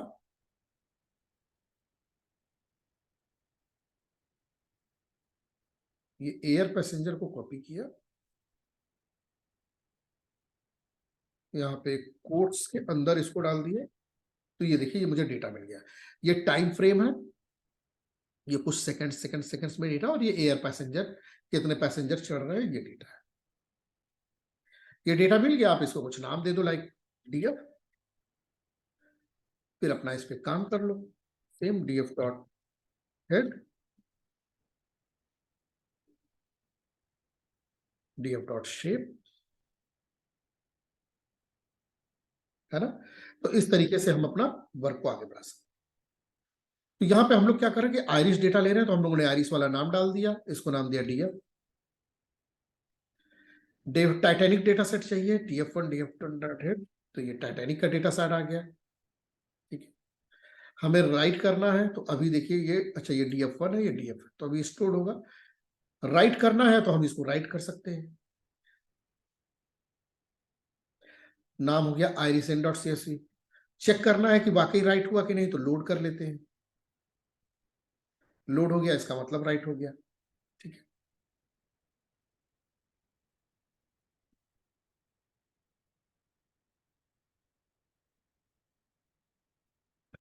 डीएफ डॉट साइज तो 750 है, 5 कॉलम है दोस्तों, यानी कि सब में 50-50 डेटा है, 7 5 जा 35, नहीं, 150 डेटा होगा तब, 50, हाँ, क्योंकि ये तो ईच एलिमेंट को बता देता है ना, तो df डॉट हेड कर लेते हैं। ये देखिए, हाँ 150, देखिए ये है इसे। अब दोस्तों ये आइरिस का डेटा क्या है कि देखिए ये फूलों का डेटा है, ये लास्ट जो कॉलम है ना दोस्तों, ये डेटा सेट का ना वो है कैटेगरीज। तो इसमें दोस्तों हमारे पास 3 कैटेगरी का डेटा है। जो आइरिस फ्लावर्स है उनकी 3 कैटेगरी, सेटोसा, वर्जिकलर वर्जिकलर और वर्सिकलर और विर्जिनिका, ये 3 तरह की कैटेगरीज है। और हर एक जो कैटेगरी है ना, ये फ्लावर सेटोसा के 50 डेटा है, विर्जिनिका के 50 डेटा और वर्सिकलर के 50 डेटा है। और हर एक फ्लावर का sepal length, sepal width, petal length, petal width record किया गया है। ठीक है, तो अब दोस्तों सबसे पहले आते हैं, देखते हैं, हमने शेप देख लिया, साइज देख लिया, हेड कर लिया, अब देखते हैं कि इसमें कितनी कैटेगरीज है। तो हम लोगों को कैटेगरीज कैसे देखना है दोस्तों, फंक्शन है, सबसे पहले हम ये कॉलम सेलेक्ट करें और फंक्शन है dot value underscore count.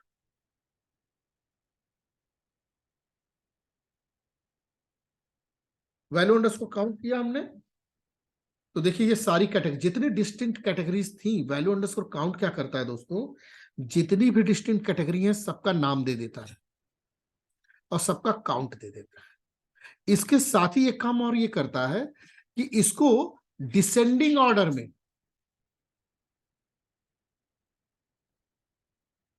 Descending order में हमको करके देता है, यानी जिसकी सबसे ज्यादा काउंट होंगे उसको सबसे ऊपर वो कैटेगरी, उसके बाद जो उससे कम काउंट है वो दूसरे नंबर पे कैटेगरी, जो उससे कम काउंट है वो तीसरे नंबर पे, एंड सो ऑन। यहाँ पे इसलिए ऐसे क्योंकि सबकी काउंट्स बराबर है।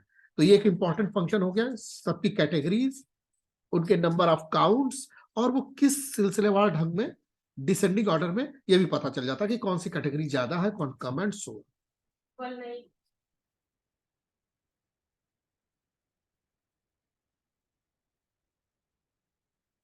ठीक है, अब आते हैं, अब प्रोजेक्ट के तरीके से कर रहे हैं तो मतलब कि हमें डेटा का एनालिसिस कर रहे हैं। तो हम लोग पहला काम क्या किए, सबसे पहला काम क्या, आपको डेटा को लोड करना है, चाहे सीएसवी में हो चाहे एक्सेल में। फिर आपको अपने डेटा को हेड करना है, डेटा का शेप देखना है, यहाँ पे है, यहाँ पे शेप देखना है, साइज देखिए, हेड कीजिए।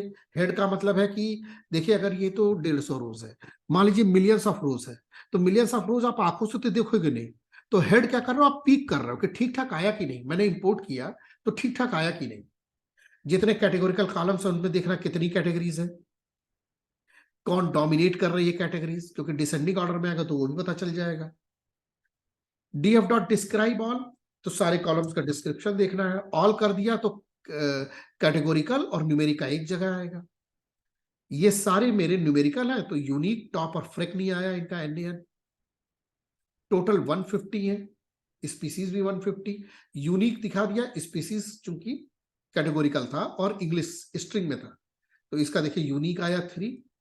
टॉप पे सेटोसा है क्योंकि एस लेटर सबसे लेट में आता है, पी URSTUV, अच्छा व्हील बाद में आता है, तो तीनों बराबर थे तो उसने एक रैंडम सिलेक्शन कर लिया, इसका मतलब सेटोसा। फ्रीक्वेंसी जो टॉप पे बता रहा है उसकी फ्रीक्वेंसी 50। जो मेरे न्यूमेरिकल कॉलम से ये देखिए मीन है, सेपल लेंथ की मीन क्या है, सेपल विड्थ, पेटल लेंथ और पेटल विड्थ। सेपल मतलब कुछ पत्तियों की चौड़ाई होती है, पेटल कुछ तना वना होता है, I think so. Standard deviation कितना है, तो ये देखिए इसमें सबसे ज्यादा वेरिएशन दिख रहा है 1.765 पेटल लेंथ, यानी पेटल लेंथ के बीच वेरिएशन है दोस्तों। इसका मतलब है कि पेटल लेंथ एक कारण हो सकता है, एक मेथड हो सकता है डिस्क्रिमिनेट करने का कि ये सेटोसा है कि वर्जिनिका है कि वर्सिकलर। वेरिएंस का मतलब क्या है, बहुत विविधता है, यानी तीनों कैटेगरीज को हम पेटल लेंथ की बेसिस पे जज कर सकते हैं, देखकर पेटल की लेंथ, है ना। तो ये सब होता है, मिनिमम क्या है सब में, ये मिनिमम है। 25th percentile, 50th percentile, 75th percentile, ये मैक्सिमम वैल्यूज है कुछ समथिंग लाइक दैट। अब हम लोग क्या कर रहे हैं, सभी कॉलम पे सम कर रहे हैं, तो df डॉट सम कह गया। अब आपको पता ही है कि ये बड़ा जेनरिक फंक्शन है, ऊपर देखा था स्ट्रिंग वाले को कंकैटिनेट करके दे देता, तो हम लोगों ने इसमें डाल दिया numeric only is equal to 2। तो जितने न्यूमेरिक कॉलम थे उनका सम आ गया। मीन देखना है, डीएफ मीन कर दिया, बाय डिफॉल्ट सभी कॉलम्स का मीन आ गया।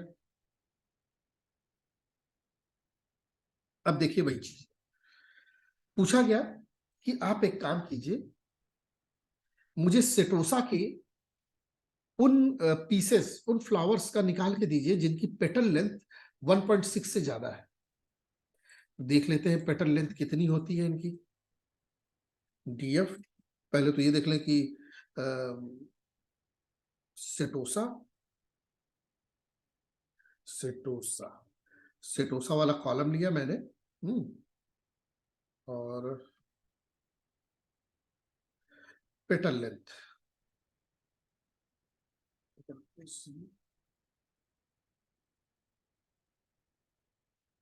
सॉरी, ये ऐसे नहीं करेगा, मुझे पहले ऐसे लिखना होगा, DF DF species equal to setosa. यहाँ पे इसको बंद करना होगा, नहीं पहले तो मुझे स्पीसीज चाहिए सेटोसा, ठीक है, इसका पेटल लेंथ आ गया। अब मुझे देखना है कि इस पेटल लेंथ वाला कॉलम आ गया, सेटोसा का पेटल लेंथ। अब मैं देख लेता हूं कि इसका मैक्स कितना है, डॉट लगा के होता है, 1.9 मैक्स है, और कंट्रोल सी, इसको मिन कर देता हूं। 1 से 1.9 है, तो कुछ इसको 1 से 2 समझे तो 1.5 एक मिडिल पॉइंट हो सकता है। तो देखते हैं कि स्पीसीज सिटोसा हो फ्लावर की, लेकिन पेटल लेंथ 1.5 या उससे ज्यादा। अब यहाँ पे 1.6 लिखा है, तो वही वही देख लेते हैं।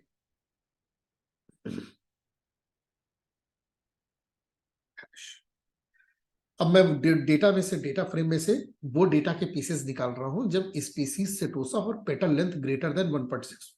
ये तो समझ में आ रहा है आप लोगों को?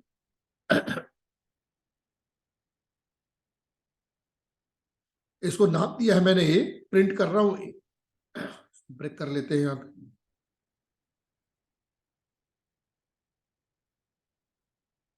तो देखिए ये जो है ये स्पीसीज सेटोसा है, और petal length greater than equal to 1.6 है। तो देखिए 1.6 से कोई कम नहीं है, ये मुझे मिल गया। पीडी डॉट डेटा फ्रेम ए, ये ए डेटा फ्रेम ही है, कोई बात नहीं है। ए को कॉल किया, it is a data frame. अब ए पे हम लगा रहे हैं रीनेम, रीनेम ही कर रहे हैं हम direct, it is a data frame, तो हम डायरेक्ट लगा लेते हैं रीनेम। रीनेम क्या कर रहे हैं, कॉलम्स, कर्ली ब्रेसेस कोट्स में कोई एक कॉलम ले लेते हैं, सेपल लेंथ को हम सिर्फ सेपल नाम देते हैं,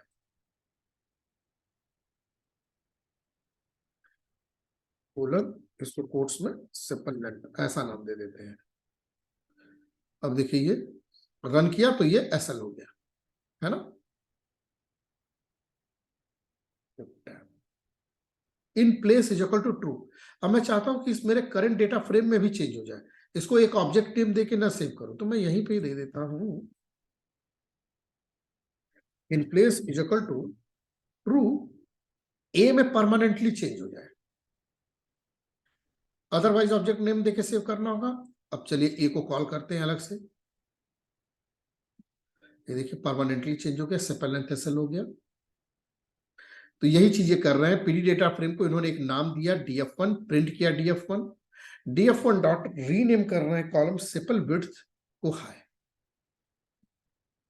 इसको नाम दिया, देखिए यहाँ पे in place is equal to 2 नहीं किया, लेकिन इस पूरे चेंज को मैंने एक नाम दिया है h।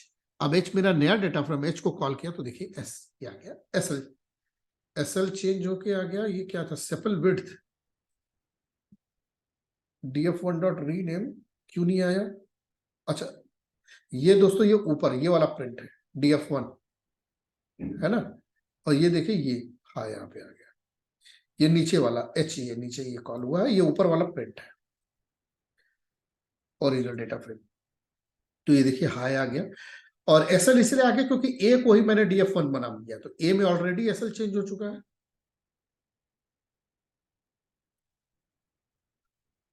इस तरीके से रीनेम कर लेते हैं। अगर यहीं पे मुझे ऐसा चाहिए होता कि सिर्फ मुझे सेपल विड्थ चाहिए, एक पर्टिकुलर कॉलम दोस्तों, सेपल विड्थ, तो ये देखिए सेपल विड्थ आ गया। अब देखिए सिंगल कॉलम जब आया दोस्तों तो ये सीरीज बन गई, नॉट डेटा फ्रेम। देखिए इसकी रो वाइज इंडेक्सेस तो है लेकिन कॉलम का नाम नहीं है। अब मैं ये अब इसमें कॉलम का नाम नहीं है तो दिक्कत हो जाएगी। ये कोड रन करूंगा तो एरर आ जाएगी, rename got an unexpected argument column.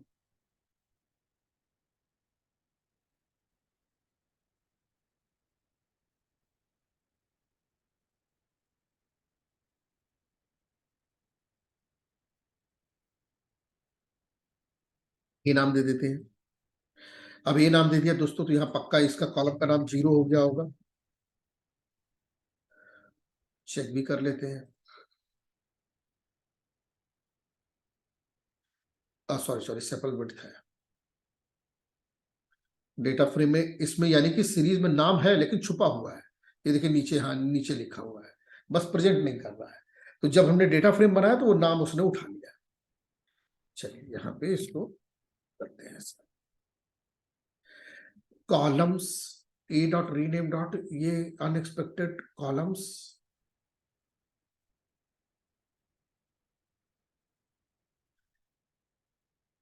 Column है ये,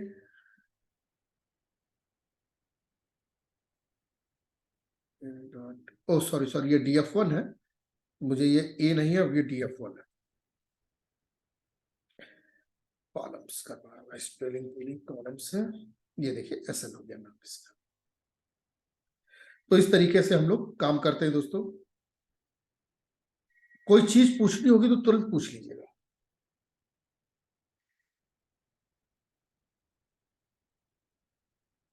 कुछ पूछना है आप लोग को?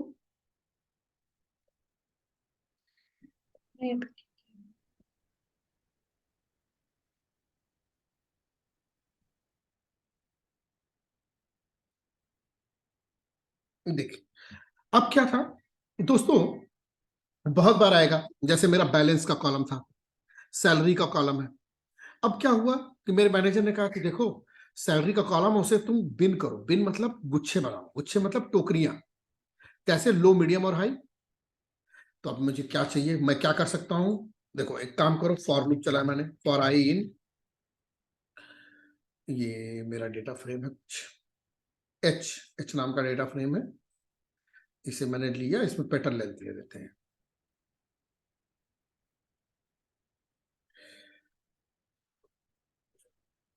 Pattern length. अब मुझे ग्रुप्स बनाने हैं, कंट्रोल डी कोलन।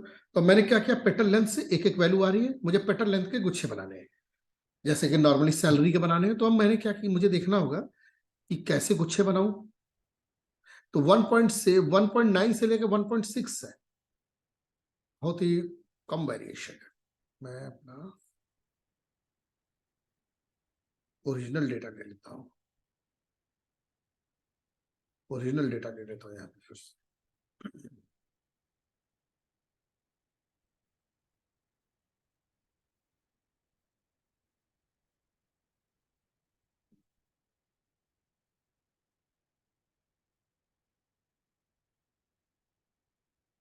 ठीक है, डीएफ आइरिस, अब मुझे यहाँ पे डीएफ नाम देना पड़ेगा। ठीक है, डीएफ देख लेते हैं मिनिमम और मैक्सिमम कैसा है, कंट्रोल सी, तभी गुच्छे बनाएंगे, क्योंकि गुच्छे में कट देना पड़ेगा ना कि कितने से लेकर कितने को हाई बोल रहा हूं मैं।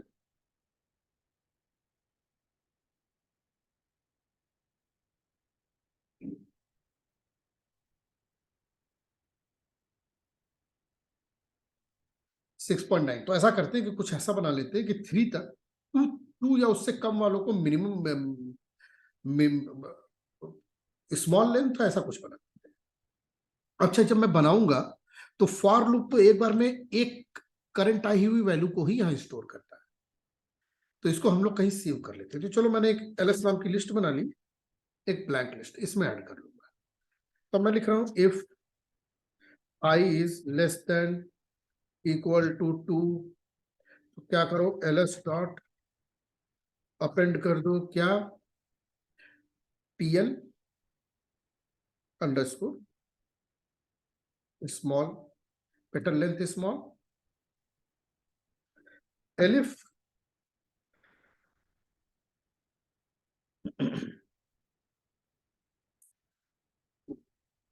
greater than, I is greater than 2 and less than equal to 4, तो क्या कर दें, एलएस डॉट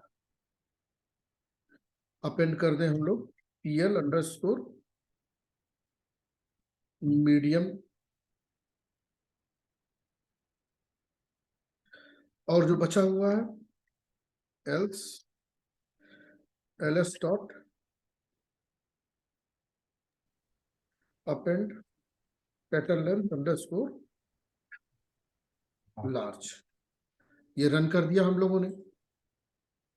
चले हम लोग देखते हैं एलएस क्या आया। ये आ गया एलएस। एलएस पे देखना है कि कितनी कैटेगरीज बनी है, तो चलिए LS dot value underscore counts करते हैं। लिस्ट पे नहीं काम करेगा तो छोड़ देते हैं, बहुत मेहनत करने की जरूरत नहीं है। ये मेरा डीएफ आ गया।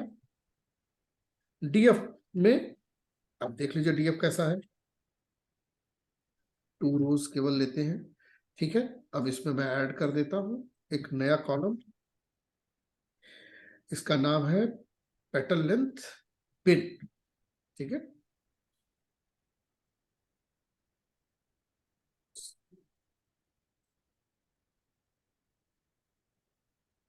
डॉट बिन हो गया, इक्वल टू एलएस डाल देते हैं। एलएस डाल दिया तो हम लोग डीएफ कॉल कर लेते हैं। ये देखिए आ गया। देखिए पेटर्न विथ 0.2 या उसके बराबर है तो स्मॉल, ये देखिए ये आ गया। पेटर्न लेंथ 4.7 है, 4 से ज्यादा है तो large, large 4.9 large, 4 less than equal to 4 मतलब मीडियम, मीडियम। तो अब हम लोग क्या किए, लो मीडियम हाई ग्रुप में कन्वर्ट कर दिया। इसको बोलते हैं दोस्तों बिनिंग। ये करने के लिए क्या किया दोस्तों, मैंने कोड लिखा है इसको, ठीक है। इस कोड में कोई समस्या तो नहीं है।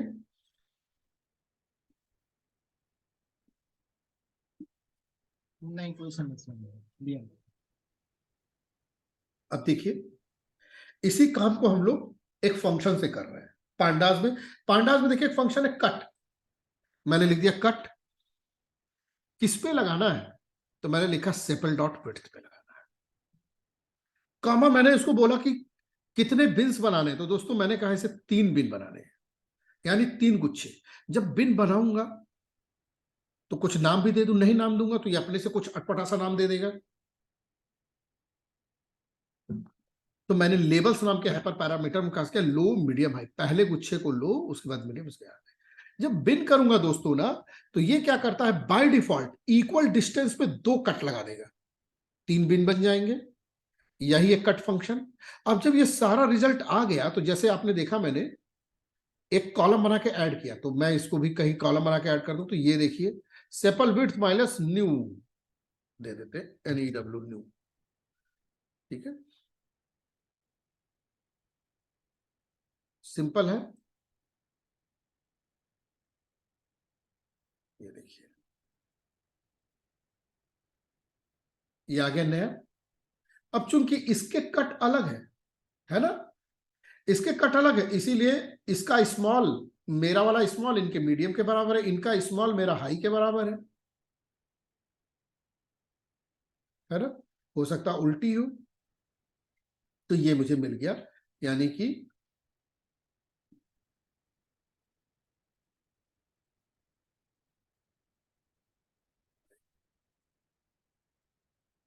इसको ऐसे देना चाहिए ना,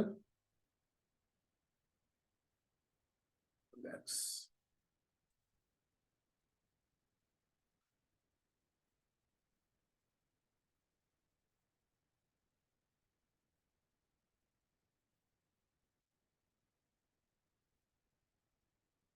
इसके ऊपर ओवरराइट कर दिया। ये देखिए काफी कुछ मैच हो गया। मैं वो नहीं कहना चाह रहा हूं कि मैं इनसे मैच करा रहा हूं मेरी, इन्होंने तो अपना इक्वल डिस्टेंस पे जाके कट बनाया होगा, हमने तो रैंडमली एक अजम्पशन किया है, लेकिन ऑर्डर शायद ऐसे लिखना है जो मुझे याद नहीं आ रहा था कि लेवल्स में क्या है कि ऐसे लिखना है, बड़े से छोटा। नहीं, मैंने मुझे छोटे से लगता है आपने स्लाइसिंग आपने जो करा था वो पेटल लेंथ पे है, और इसने जो करा है वो स्टेपल विड्थ पे है, इसलिए आ रहा है। राइट राइट राइट राइट, ये तो सेपल विड्थ पे है। सही सही, मैं ऐसा करता हूँ इसमें भी पेटल विड्थ डाल देता हूँ फॉर बेटर। आपने पेटल लेंथ पे लिया था जो फॉर लूप चलाया है। अच्छा अच्छा, सॉरी सॉरी, मैं पेटल लेंथ ले लेता हूँ।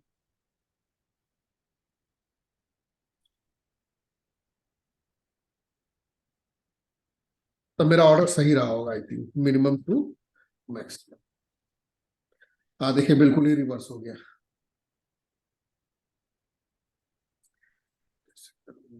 पहले इसको इतना कट करके आगे लिखता हूँ, लेक्स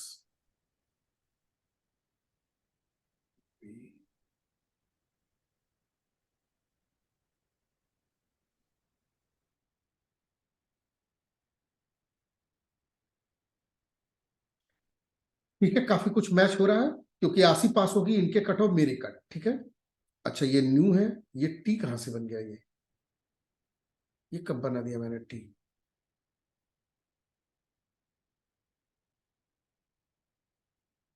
फिर से रन करता हूँ।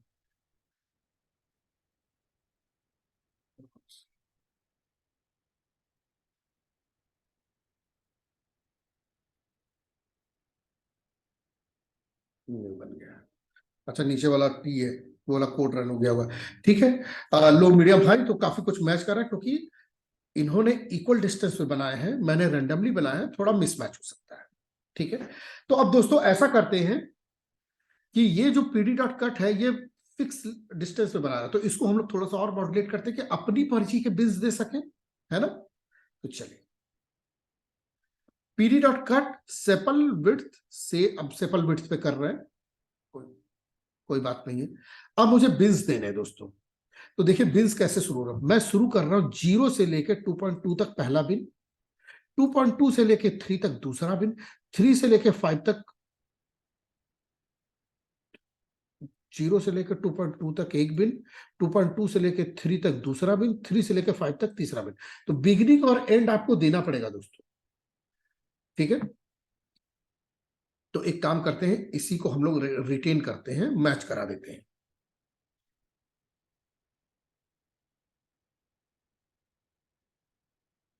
वी, और यहां पे हम लोग अब वही दे देते हैं 2 तक, 2 से 4 तक, और 4 से 7 तक, ऐसे ही कुछ मैक्स वैल्यू दे देते हैं। अब ये देखिए हमारे स्मॉल के साथ एकदम ये वाला मैच हो जाना चाहिए, क्योंकि हमने अपनी मर्जी का जो दे रहे थे 0 से 2, 2 से 4 और 4 से 7। ये देखिए ये लार्ज इसका हाई, इसका मीडियम, मेरा medium, PL medium, medium high, large इसका हाई, तो ये बिल्कुल मैच कर गया। तो इस तरीके से दोस्तों आप चाहते हैं तो उसकी मर्जी के कट ले सकते हैं इक्वल डिस्टेंस पे, अगर आप चाहते हैं तो अपने हिसाब से ऐसे बिन पास कर दें। चलिए अब इसी तरीके से मैं चाहता हूं कि कुछ क्वांटाइल जैसा कुछ कट बना लूं। ठीक है, तो मैं इसे उठा रहा हूं, कंट्रोल सी। क्वांटाइल क्या होता है, पूरे अगर मैं डेटा को 100 पार्ट्स में डिवाइड कर दूं तो बीच पार्ट क्या हो गया, 50% यानी मीडियन। अगर 25वें हिस्से पे हाथ रखूं तो वो 25% हो गया, यानी मैं पूरे डेटा को 1000 टुकड़ों में बांट दूं तो वो दोस्तों परसेंटाइल कहलाता है। अब ये कह रहे हैं क्यू, यानी क्वांटाइल। तो अब देखिए क्या है, क्यू कट है pandas में। क्यू कट मतलब क्वांटाइल कट। अब मुझे बताना पड़ेगा डेटा क्या है।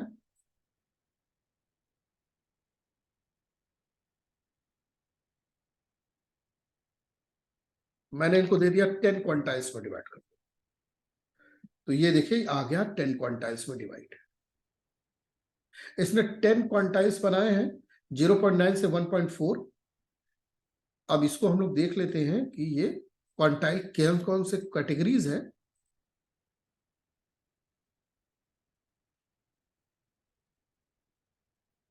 डॉट वैल्यू अंडरस्कोर काउंट, हमारा वही पुराना वाला फंक्शन। देखिए ये वाला कैटेगरी, इसमें सबसे ज्यादा नंबर ऑफ रोज फॉल कर रहे हैं, तो ये सबसे ऊपर है। बताया था आपको डिसेंडिंग ऑर्डर में रहता है सारी कैटेगरीज और उनके। तो एक काम करते हैं हम लोग, कम क्वांटाइल बनाते हैं और इसको नाम दे देते हैं लेवल्स।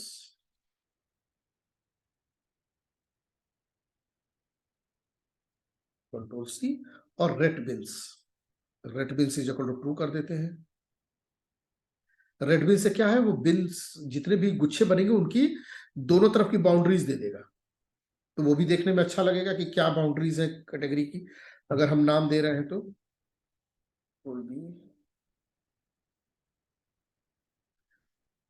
3 क्वांटाइल बना लेवल्स,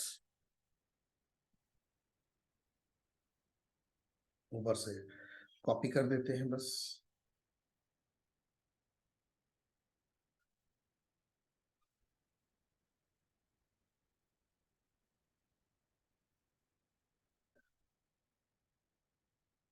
एरर देख लें, length of values 2 does not match length of index 150। Length of value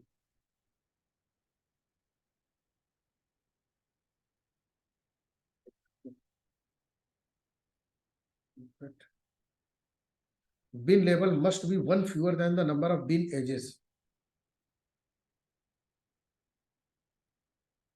मुझे 2 देना होगा, तब 2 क्वांटाइल कट होंगे तो 3 बॉक्सेस बनेगा। अरे bin label must be fewer than the number of bin edges। एक काम करते हैं, सर्च कर लेते हैं यार।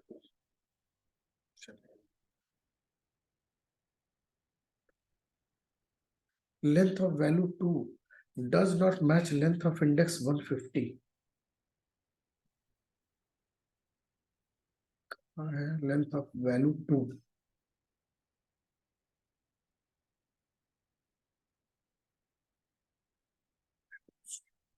क्या है, वैल्यूज 2।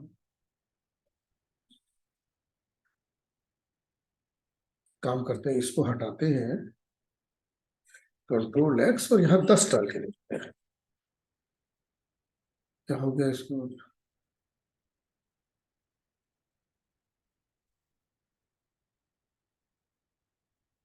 तो रेड पिंस, इसको भी हटाना पड़ेगा, ये तो चल रहा था। रेड बिन से कुछ इशू आ गया है, हम इसको 3 कंट्रोल वी कर देते हैं। ठीक है, इतना डाल देते हैं। ठीक है, तो रेड बिन को लिखने का कुछ और तरीका होगा, तो उसको चेक कर लीजिएगा आप लोग, कोई बात नहीं है। अभी क्वांटाइल की बेसिस पे लो, मीडियम और हाई हो गया। ठीक है, क्वांटाइल के बहुत चीजें आप पढ़ लीजिएगा और इसको अपने ढंग से एक्सप्लॉइट करने की कोशिश कीजिएगा कैसे कर सकते। अब हम लोग वैल्यू अंडरस्कोर काउंट करेंगे तो देखिए मीडियम सबसे ऊपर है क्योंकि इसमें सबसे ज्यादा नंबर ऑफ रोज है डिसेंडिंग ऑर्डर में। ये 50, ये 46। देखिए स्लाइसिंग करनी है, import numpy as np df dot integer लो, इसकी जरूरत नहीं है इसकी। अच्छा इसलिए कि np डॉट मीन करना है। df डॉट इंटीजर लोकेशन, कामा के पहले नंबर ऑफ रोज, कामा के बाद number of space colon space 0:4 space colon 0:7 could not convert string to float। अच्छा, स्ट्रिंग्स नहीं कर पाएगा क्योंकि मीन नहीं निकाल पाएगा उनका। तो ये है दोस्तों एक छोटा सा सिंपल सा कुछ फंक्शंस हमने रन करके देखा आयरिस पे। एक प्रोजेक्ट की तरह कि हम क्या क्या डेटा सेट पे कर सकते हैं, रिजल्ट्स निकाल सकते हैं, बहुत सारी चीजें।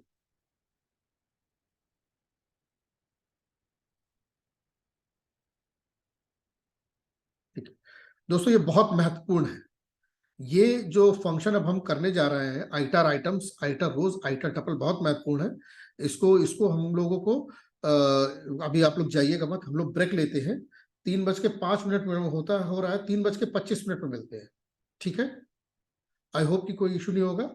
ये फंक्शंस बहुत महत्वपूर्ण है। ये वो फंक्शंस है जिनका हमको उपयोग करना पड़ता है ना। तो 3:25 पे मिलते हैं। कोई कोई दिक्कत तो नहीं आप लोग को?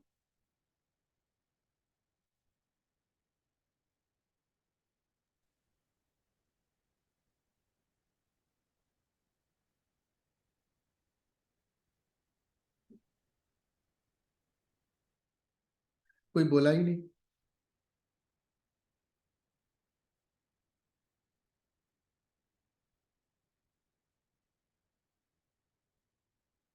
ठीक है, मैं यहाँ पे नहीं ठीक है।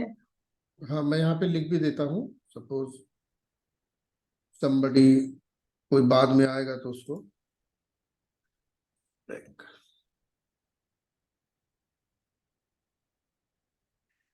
at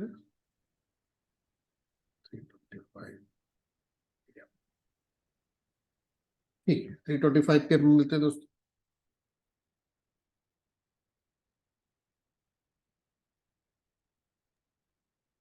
okay